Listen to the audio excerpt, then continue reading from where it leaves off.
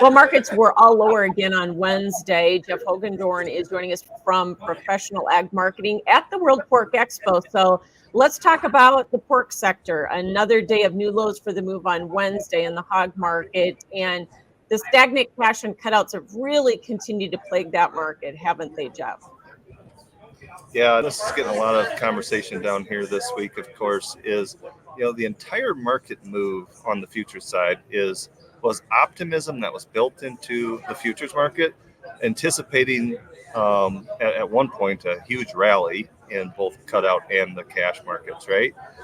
Back there in April to what just, even 2 weeks ago, or shoot, even last week, you're looking at, okay, now we have a $4 premium into the market. Boy, we can't hardly get through this summer without at least a $4 rally, right? And today they took all of that out. So now the futures market has raised any optimism. So they're saying the cash index, CME index, started in 1st of April at $92. It's $92 today for all purposes.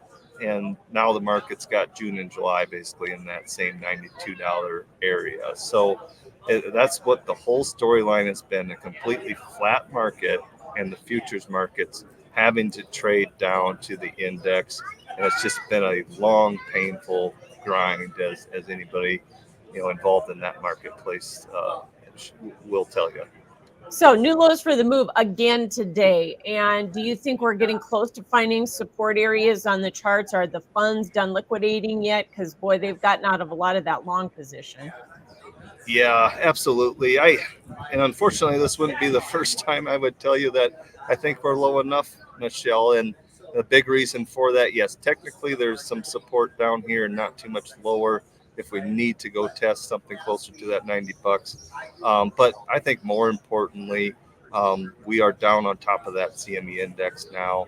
It takes a really sour market to if we would say we got to trade the futures lower for July than what we're currently seeing here in June. I don't think we have to go do that. Now, these markets can do things that they're not supposed to all the time, right? So I'm not going to completely cross it out, but I got to believe we're getting cheap enough, and we've done enough damage there. The fund side, the thing that worries me just a tick is index funds still have quite a pretty long position, as you well know. The managed money is completely out of it for all purposes, but will that index fund start to liquidate some of their position?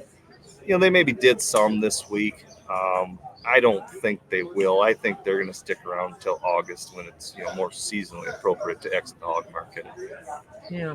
So the cattle market had, at least the live cattle futures, had a little early strength this morning. Jeff, do you think that this implosion that we've seen in the hogs, is it starting to impact the cattle market at all? Do you think that was part of the sell-off today there in cattle?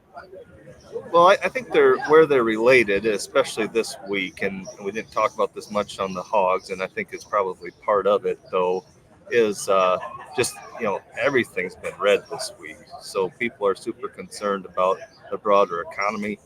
It's, part of the reason the hogs are getting hit a little harder is, the Mexican peso is working against their buying power here this week, following that story. So everything's pretty dismal, and that's what gets a hold of the cattle, I believe.